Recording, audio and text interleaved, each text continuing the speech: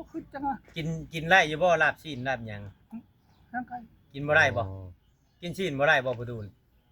ได้ฮะนี่หมูขาวน้ำขาวกินได้แต่ชุกบ่มันกินได้แต่พอกินเนี่ยกินปลากินได้แต่ปลานิลปลาหยังนี่บ่ปลานิลปลาหยังอ๋อชิ้นงัวชิ้นควายนี่กินบ่ได้ได้กินอ่ะบ่อยากกินโดยคิดว่าสิอันเอาลาบชิ้นมาสู่กินเฮ็ดสู่กินอยู่จากมือบ่ได้เนาะต้องซื้อปลาเนาะต้องซื้อปลานิลปลาหยังมาเนาะของมันข้าวเขายังนั้นแผ่นหม้อสบายดีไอ้จอยเป็นจังไดมาอยู่บ้านเมียบัดนี้ฮะสิจอยชมชื่อได้บัดนี้รู้ว่าบ่ได้ยินฮอดเสียงบาดนี่แม่นยิ้มซื่อธรรมชาติแน่นธรรมชาติบ่ป๋าจนบ่จื้อกินนี่ฮะสบายดีโดยสบายดีเด้อโดย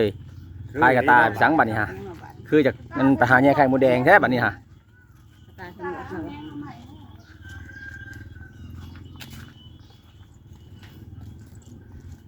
ไปพี่น้องเอ้ยบัดนี้มีแต่เพื่อนให้หมด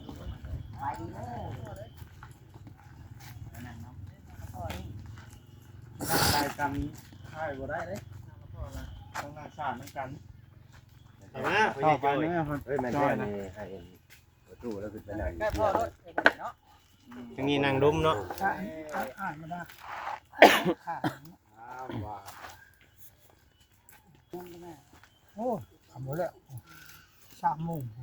ก่อนสบายดีที่เพิ่นทุกคนนี่ก่อนโดยโอ้มามื้อนี้บ่ได้คือมื้อนั้นได้พี่น้องเนาะมามื้อนี้บ่ได้คือมื้อนั้นได้มันเปลี่ยนไปหลายๆปะน้ำเบิ่งเด้ไปแล้วใหญ่เปลี่ยนไปดีเลยดีน้ำลูกน้ำเต่าเลยให้อภัยแล้วบาดนี่แนวมันแหละพ่อแม่ทุกคนก็ให้บ่แพงลูกเนาะประตูจนมาอังเลี้ยงเนาะคันเพิ่นบ่แพงเพิ่นบ่เลี้ยงใหญ่ปานนี้ดอกแพงไหนบอกได้จังแพงไหนบอกบ่ได้ใส่บ่ฟังไว้สิแพงให้ก็ให้เว้าซื่อๆหากแต่ว่าในใจเพิ่นน่ะแพงอยู่น้ำลาวพุ่นว่านั่นได้เว้าเรื่องจริงเลยได้ตู่กับไผเอ้ยให้ก็แพงอยู่เนาะอาจอยให้คำนึงว่าก่อนเคยกันนั่งตะหมอบตอบคาคักอีหลีป่ะบ่น้ำบ่เฒ่านี่สินะเริ่มเว้านำบ่เฒ่าให้สิเป็นว่าบ่เฒ่าบ่ลูกเคยเนี่ยประมาณนั้นต้นกันเอาเรื่องฮีดเรื่องคล้องได้บ่บาดเอาแล้วทำจะมาขอเมียได้นั่นน่ะแม่รออธิบายให้จอยเข้าใจเนาะบ่แม่นเรื่องฮีดเรื่องคล้องได้เรื่องอย่าเว้าโดนแล้วสิพังบัดนี้ประตูแล้วเว้าประตูเว้าให้เพิ่นทางอยู่ประตูว่าอะไรลูกทำเลยลูกเต่าจริงใจเราจะมาอยู่มันยังไงเอาเลยลูกคันว่าให้ฮิตของคันจะอยู่เนาะคันจะอยู่ชื่อได้ถูกบ่ได้เนี่ยโดยแล้วบ่แม่นว่าสิเอาไหลคาดองบ่มาจนลาดไปคืนบ่อันนี้มันแล้วแต่ฮิตของพ่อบ้านนี่บ้านของบ้านของเมืองนี่โดยฮิตพ่อบ้านนี่ก็บ่แม่นพ่อบ้านกินผู้เดียวมันน้อยเขาแล้วตัวน้อยเขาเนาะ2 ล้านบ่ได้2 ล้านกู2 ล้าน5เดี๋ยวนี้กับแล้วก็หมูจะนึงขีดบ้านกินกับอันพ่อบ้านนั่นแหละกินระวังเขาเขียนใบนั่นแหละโอ้เขียนใบอันชมรสบ่ง่ายๆซะเขียนใบว่าเฮาบ่ได้แต่งได้หยังกะครับอันนี้ก็ให้มีน้องผู้นึงหรือว่าอ้ายก็ดำกันพ่อแม่ยังก็พ่อมาก็ได้คือทางนั้นพ่อจอยนี่ตัดสินใจคักแน่ได้บ่ว่าสิอยู่กับไอ้หมดอยู่พี่คือสิไปอยู่อังอื่นบ่คืออยู่พี่คักแน่สิมั่งเที่ยงบ่มื้อนี้บ่บ่ได้มั่งแล้วก็เอาพ่อมาหรือว่าแม่มาพ่อมามอบอันนี้คนบ้านมานี่แล้วมอบพ่อจะเข้าจังนี้เด้อยากเอาจำโนตัวเลขอ๋อเจ้าอยากดึงมาเข้าจำนูนำเจ้าเคยสู้ซ้ำเคยสู้นะเนาะเคยสู้ว้าวเขาคุยกับเป็นคนบ้านอันนี้ โดย มีอยากมีงานเขาบ้านใช่แต่กระแตงอันนี้โย โดย เจ้าอยู่คน5 ปีเขาบ่แต่งเจ้าใดเขามีคนเข้าสาจับเอาแต่ว่าคงตกเคลียร์บ่นั่นนี่ไดคนตกหล่น โดย คนบ่มีเจ้าไม่จอมอยู่ใช้บ่มีผู้ขับบ่มีผู้เบิ่งตัดสินใจเองเขาว่าแหละบ่ยอมเลยแหละเขาบ่ยอมแล้วก็จะไปก็ไป ว่าง่ายๆบ่ได้เป็นคนบ้านนี้ได้เจ้ามาอยู่คันบ่เฮ็ดฮีดเฮ็ดคลองหั่นน่ะเพิ่นบ่ห้ามฮู้ได้เนาะ บ่มีเลย หัวงัวมีงัวได้คันเจ้าเอาเราไปอยู่คนอื่นน่ะแม่นอยู่ คันเฮามีแต่นั้นแล้วอยู่คุณคนขาใต้เขาว่ากันถ้าบ้านรับผิดชอบของเขาฮู้จักเด้ของเขาแล้วคนเขาล่ะอันนี้เจ้าคนขาใต้เขาว่าจักแล้วคนมาใช้อยู่เงินนั้นประสมแล้วโทษคอยก็บ่น่ะทั้งบ่นี่ผมหมดอันนั้นเฮ็ดจังนั้นมีหยังเนาะเขาก็แม่นว่ากันว่าเงินครับนี่ก็คือว่ายังไงให้พอไปเชียร์ให้คนอยู่คือได้เห็นจักจะคนนึงเลยบ่มีเพียงทางหับเอาหับนั่นแหละลูกก็คือก็ว่าคือลูกว่าที่เน้นเอาเงินคำลูกบ่ได้บ่เน้นเนี่ยได้แต่ให้นี่ที่แบบของเมืองนั่นแหละกับหมูกับบ่ร้องบ่ไงพอแล้วเฮ็ดแล้วเนาะเฮ็ดมากเขาก็จำของรักษาเด้อแล้วนั่นน่ะสิคือคืนหรอกแต่บ่คือคืนนี่ก็พอแห้งไหลเบิ่งโอ้ โดยหลายล้านเลยเนาะ โอ้โหขนาดดอกมะลิแหงเจ้าจะมาใช้เฮ็ดจังพ่อชนะว่าชนะลูกเข้าบ้านก็อย่าพอเป็นคนบ้าน ลุงเพิ่นว่าในไรฉะหมดมื้อเช้านี่ทางอ้ายเจ้ามาเพิ่นเว้าในไรมื้อเช้าอ้ายเจ้าบ่ได้มาบ่มื้อเช้ามาไผกับไผซะ มาเอิ้นน่ะ อ๋อแล้ววันในไร ก็คือพอแล้ว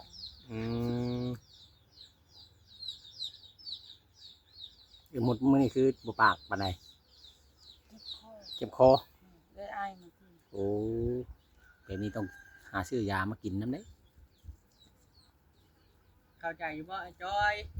กับพ่อเพิ่นเว้าน่ะเนาะ ใจอยู่ เพิ่นว่าให้เจ้าเข้าใจกันอยู่บ้านนี่เฮาต้องได้มีครองให้ผู้รักผู้ใหญ่เพิ่นทำฮู้การจะตั้งเพิ่นทำฮู้เนาะ โอ้ครับโอ้ลูก แต่ น้ ว่า อย เขา เขา เป็นคนของเพิ่นแล้วเพิ่นเบิ่งแย่งเพิ่นดูแลยาก ทำโลกตัวเลขอ่ะเพิ่นเขียนเขา อันนั้นมันก็มันเข้าใจอยู่แต่แนวอื่นนั่นติยังบ่เข้าใจเนาะ คันว่าเจ้าไม่อ้าย เข้าใจ หุ่นก็ อื่น ให้อ้ายซื้อมาพร้อมจำแม่ แนวใด นี่ นี่ ผมว่ามอบ เจอกับไผยัง มอบมาก็ เข้าใจแนวอื่น ที่คอมันก็ ใน มี อื่น ดอก เงินบ่มีแต่งเมียบ่ค่าดองนี่แพงบ่นี่ทางนี้พ่อเฒ่า โอ้ไม่งั้นเลยมันจะว่ากันโอ้แห้งไง เอาขอถามแน่น้อยหนึงนะ สมมุติว่าเฮ็ดอันนั้นมันถูกที่ถูกต้องนี่ต้องได้ใช้เงินประมาณเท่าไหร่นี่ โอ้หาเป็นเนาะผมจะคนผมจะเข้าผมลอยมันพัดลอยนั่นโห 100 ล้านผู้ โอ้มันน้อย บ่ว่าเพิ่นที่ท้องที่ว่าแจ้งเข้าเป็น น้ำบ้านนะประตู ที่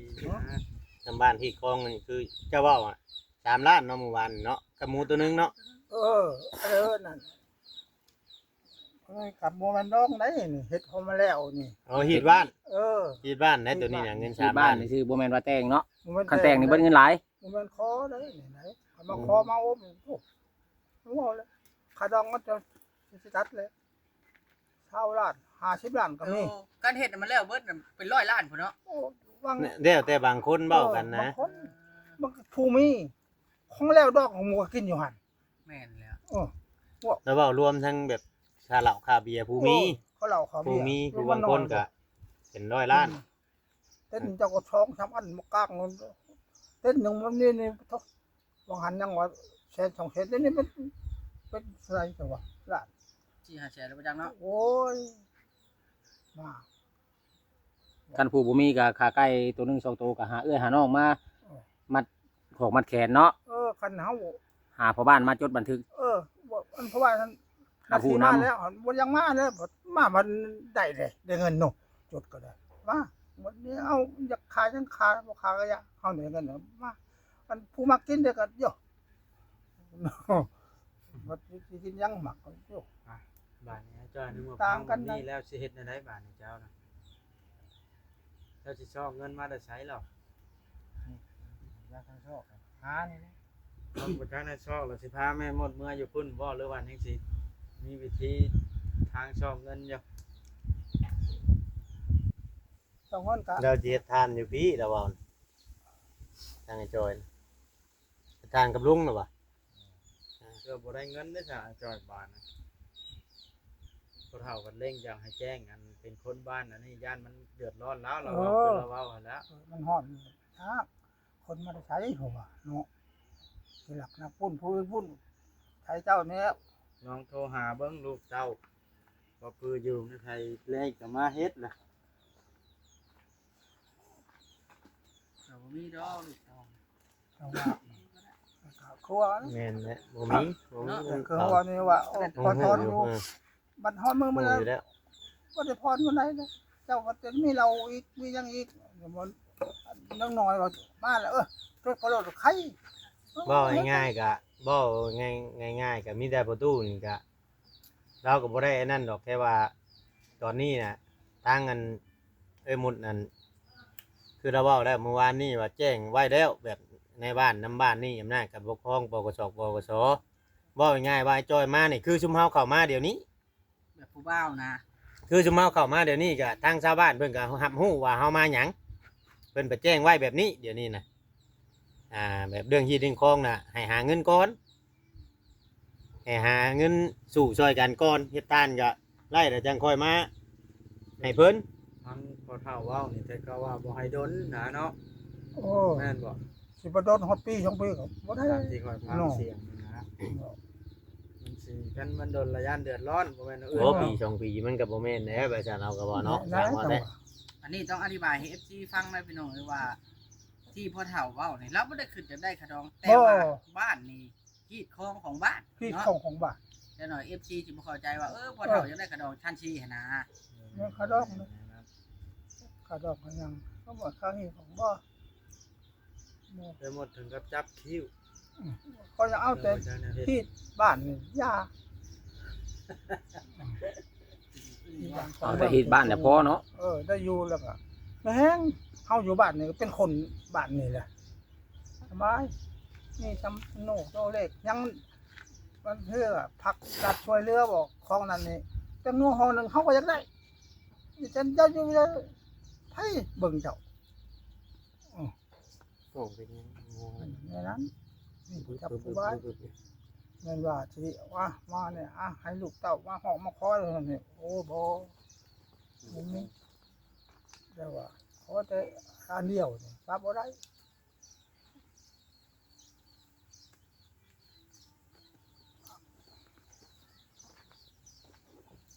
มาจ่อยอึ้งเลยบ่ พูดไม่ออกบ่เดี๋ยวนี้ได้แต่แกล้งหัวพอเฒ่าก็บ่ได้ให้ได้หยังได้เดี๋ยวนี้เนาะ ทางไอ้มุดได้ใส่บ่ได้มีหยังอยากเว้านำพ่อบ่พอที่พ่อเสนอมาที่พ่อเว้ามา ก็เสนอก็พอได้แล้วเรียบร้อยแล้วเจ้า คุยกันไปแล้วเนาะคักแม่แล้ว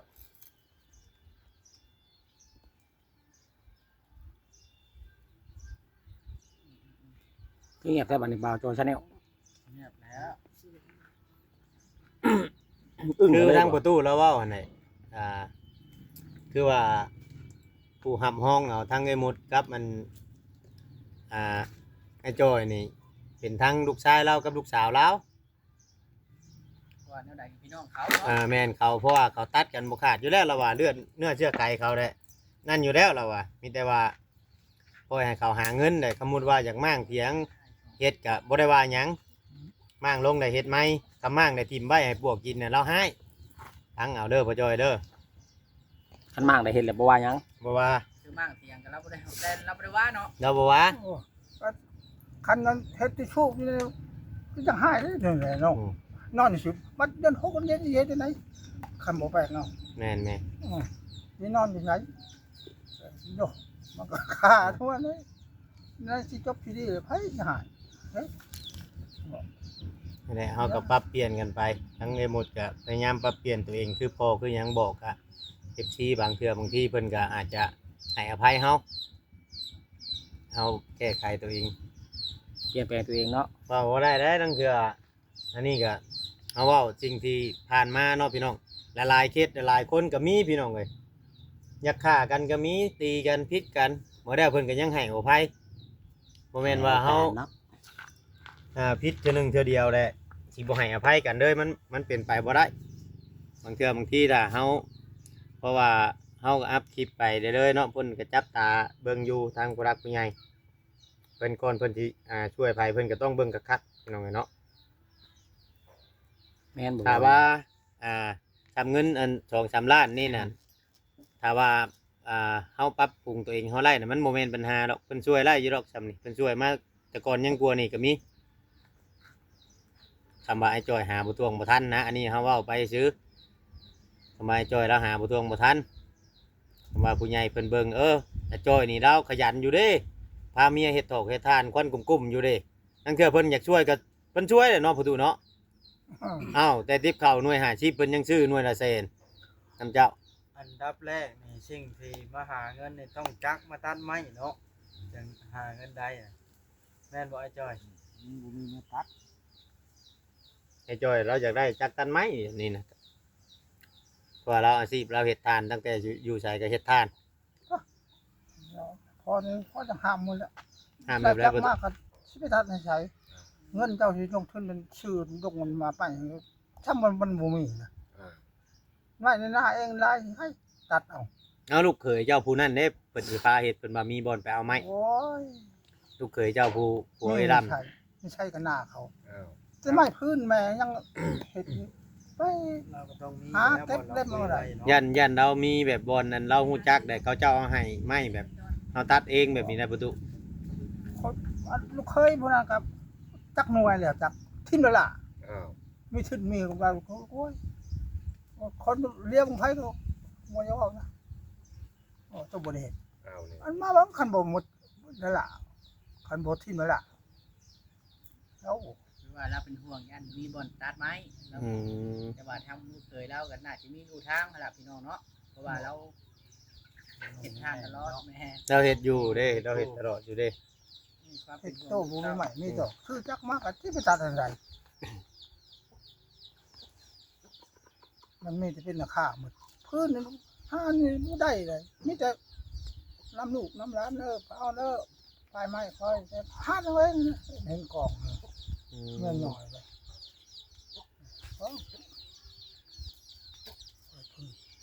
ตะกี้โอ้ยเอาใช้ก็ได้รู้บ่ไรนั่นไรน้ำไว้คอยตะกี้น้ำมันเอาใช้ก็ได้แต่เฮ็ดเก็บแค่แล้วก็ยังได้ถอกคืนทำหมู อืม หมูว่าดิ้นหมูแล้ว เฮ็ด ถาม นี่แหละ ลูกชายขอผู้ใหญ่ ใครน่ะ คนที่บ้านนี่แหละ อ๋อเฮ็ดก็ห้ามเดียวนี่ โอ้ยเก็บมาแล้วที่พ่อกินเหรอเอามาแต่หมดแล้วหาละวันไว้ตกนี่ดิ้นเขาเนี่ยถอกคืน ว่าน้องเนาะแสดงว่านี่เก่งคัดแฮงอันนี้ หน่อไม้นี่คือกัน ก็คือเจ้าของเขาเลยบ่ เอาคืนเฮ็ดฮะแต่เก็บมาตัวอื่นพุ่นได้เราเก็บเดิมๆก็มีแล้วเงาะยามเฮ็ดเฮ้ยก็ยังได้คืนเขาเพราะว่าดิ้นเขาเชียร์เขาชี้ได้ โอ้ ครบมาได้ เขาบอกไปนั่นน่ะเนาะ เขาอ้างแต่ประชีเดียวเลยนี่อ้างแต่เสียเงินนะโอ้ เข่งขัดอะไรค่ะฟังว่าต่อไปเขาสิบ่หาเฮาไปเหยียบได้ขนาดนั้นน่ะ น้องบ่จอย เฮ็ดออกเขาเก็บมาแล้วยังส่งคืนเพิ่นอยู่ โอ้ยทง พา ตอนบ่เชื่อเจ้าออกไปอยู่นะถามเลยสงสารครอบครัว สร้างว่าแท้บัดนี้ หากิน มันเว้าเอาได้ หน่อไม้ก็ทางยากเนาะบัดนี้ นอกจากน้ำเอื้อน้ำนอกขอกันกิน คันเฮาบ่ถือบ่ต้องกันนี่ถือไว้เล่เลยมันเขาว่าถือของเขาเจ้าค่าแล้วบนภาษีฮะ เอาไปหมด เขาเสีย เงียบแล้วอึ้งรอบนี่ อึ่งแห้งบ่ไปหมดอึ่งแห้งอะไร อ๋อ เจ็บคอเพิ่นเว้าบ่ค่อยได้ สรุปแล้วก็ เงิน ทา เจ้าง สิ จอยยังสิพยายามบอกไอ้จอย เจ้าสิแบกจักไป